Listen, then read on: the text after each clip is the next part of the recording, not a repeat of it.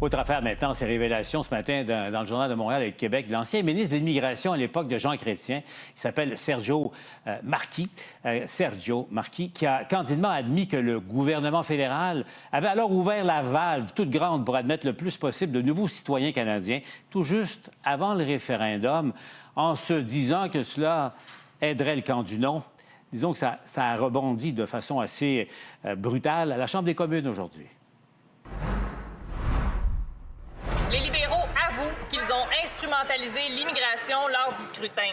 Le mois dernier, Jean Chrétien avouait aussi toutes les bassesses auxquelles il était prêt en cas de victoire du oui pour ne pas reconnaître le vote démocratique des Québécois. Les libéraux sont des tricheurs. Si les Québécois tiennent un nouveau référendum, est-ce qu'ils vont encore tricher? On respecte les votes des Québécois avec 45 députés libéraux ici maintenant.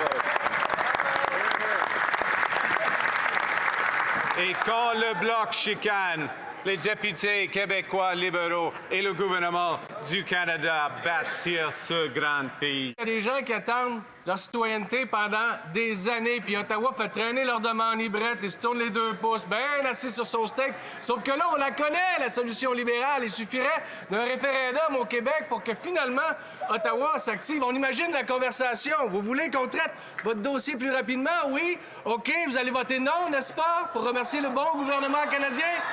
Monsieur le Président, comment ça se fait que le système d'immigration du Canada fonctionne jamais, sauf quand c'est le temps de nuire au Québec? Tom, t'en dis quoi de ce qu'on a appris là, sur la confirmation venant de celui qui était le ministre de l'Immigration à l'époque, qui a ouvert toutes grandes les valves?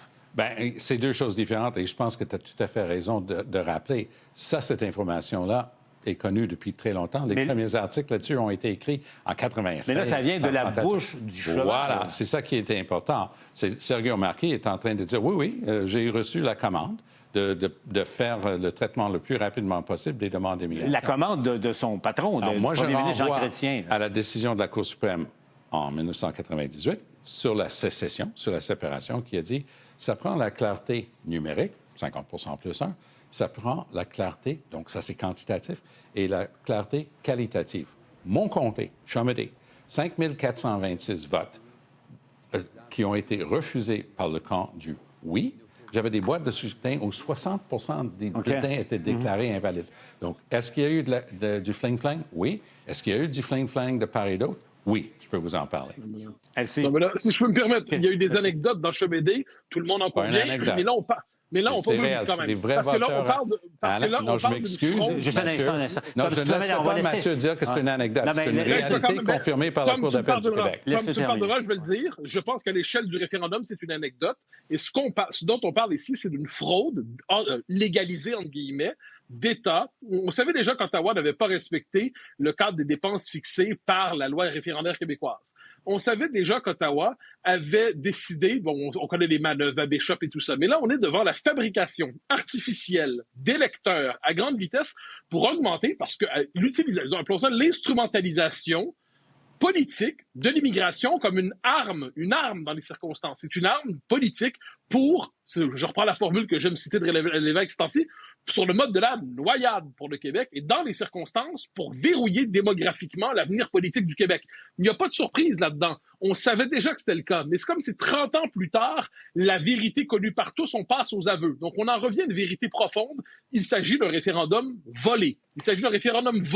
Et la prochaine fois, les Québécois ne pourront plus faire confiance à Ottawa en se disant « Est-ce que Ottawa joue selon les règles? » Ottawa modifie les règles et triche pour être capable de remporter à tout prix. En 95, il y a toutes les raisons de croire que le oui l'avait emporté si ce n'avait pas été des manœuvres frauduleuses. On n'a pas le droit juste de prendre un bout de ce que Sergio Marquis a dit. Il a dit que c'était des gens qui étaient aptes à devenir citoyens. Ils avaient fait tout le temps. Est-ce qu'ils ont fait ça le plus rapidement possible? La réponse, c'est oui. Claire. Est-ce que c'était une fraude? Est-ce qu'ils n'avaient pas le droit d'être citoyens canadiens? Ça, c'est entièrement faux, ce que Mathieu vient d'expliquer. Oui, mais faire travailler des fonctionnaires jour et nuit pendant des semaines pour activer des citoyennetés, là, il n'y a rien qui est très, très normal là-dedans. Ils avaient le droit. Il n'y a personne qui a été assermenté citoyen après 3 jours au Canada. Tout le monde avait fait le temps nécessaire. Ils ont eu le mot d'ordre de le faire le plus rapidement possible. Oui. Mais de là à appeler ça une fraude, c'est une faute. Non, c'est à un moment donné l'instrumentalisation de l'État. l'instrumentalisation de l'État fédéral de cette manière pour ne pas respecter les règles du jeu démocratique telles que fixées par le Québec. Tu n'étais pas là, mais moi, j'étais là. L'instrumentalisation de l'État québécois pour gagner ce référendum-là, de former des gens, puis la Cour d'appel du Québec l'a confirmé, former des gens pour rejeter des bulletins par ailleurs valides, ça, c'est quelque chose qui a eu lieu. Mais si l'autre est une faute, ça aussi, mais je n'utilise pas le mot. Je dis que de part et d'autre, tout le monde a joué sur les règles pour essayer d'obtenir le résultat. Ça, c'est du relativisme. Seulement sur un côté, c'était des deux côtés, Mathieu. Si je peux me permettre, non, ça, c'est du relativisme. Tu sais pas de quoi tu parles, Mathieu. Oui, non, je sais de quoi je parle. Je sais de quoi je parle, je te rassure. Non, tu sais pas de quoi tu parles. On peut connaître cette question. Mais comme je te rassure, on peut connaître cette question-là sans avoir été député de Chemin. T'as aucune idée? Moi, j'étais là. Moi, c'était mon comté. J'ai vu les gens revenir de leur bureau de vote. Je sais ce que les gens ont organisé. On arrête un instant. Je vais vous demander de permettre à l'autre de terminer sa phrase, parce que vous parlez un par-dessus l'autre. Pour les gens à la maison, c'est dur de comprendre. Alors, je te rassure, Tom, on peut connaître l'histoire du Québec sans avoir été député de Chemédé. Non, on ne peut pas connaître ce qui s'est passé le soir en question. S'il te plaît.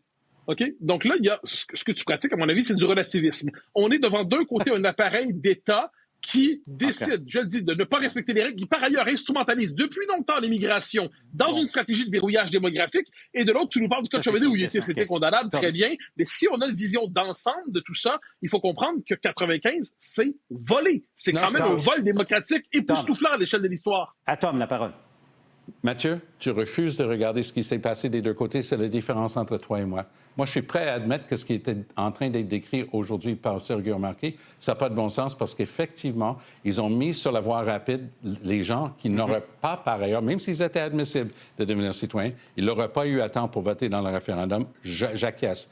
Mais de ton côté, tu n'es pas capable d'admettre qu'il y a eu des fling-fang organisés, orchestrés par le camp du oui lors du référendum de 1998. Je veux intervenir là-dessus parce que c'est vraiment différent. Non, mais je m'excuse, Tom, mais c'est vraiment différent parce que là, il y a peut-être eu 2, 3, 4 personnes. Non, mais il y a peut-être eu 2, 3, 4 personnes dans un comté qui ont fait du fling-flang, comme tu dis. Alors que là, dans le cas qu'on parle ici, on parle du premier ministre du Canada qui donne un mandat à son officiel ministre de l'Immigration pour accélérer dans un bureau fédéral au Nouveau-Brunswick, Nouvelle-Écosse, des demandes de citoyenneté en les faisant travailler jour et nuit, donc probablement avec du temps supplémentaire payé avec nos taxes. C'est épouvantable. Et la même chose pour le Love-In, quand ils ont payé des institutions, Air Canada, Via Rail, etc., pour faire venir des gens ici, c'est deux cas complètement différents. On a un système fédéral qui fraude une élection versus 2, 3 personnes qui dorment, qu'on ne sait même pas c'est qui ont peut-être agi de...